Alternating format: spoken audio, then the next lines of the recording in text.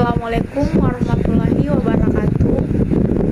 Saya atas nama Priska Zahra dari kelas 11 nomor urut 7. Nah, di video kali ini saya akan membahas materi tentang memainkan alat musik barat di dalam sebuah grup. Nah, yang pertama itu ensemble perkusi. Ensemble perkusi dimainkan dengan alat musik perkusi. Di Indonesia cukup banyak ensemble perkusi. Misalnya gendang, drum band, rebana, dan lain-lainnya.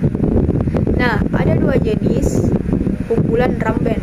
Yang pertama, rig dan lap. Nah, rig itu pukulan tangan kanan, dan sedangkan lap pukulan tangan kiri. Pukulan double stroke.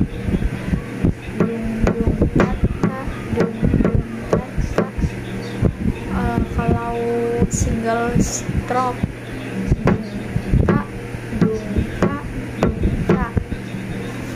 yang kedua, ensemble tiup. Ensemble tiup adalah ensemble yang seluruh instrumen musiknya terdiri dari musik tiup.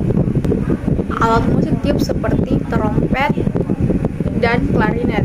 Nah, setiap klarinet memiliki ukuran dan suara yang berbeda-beda.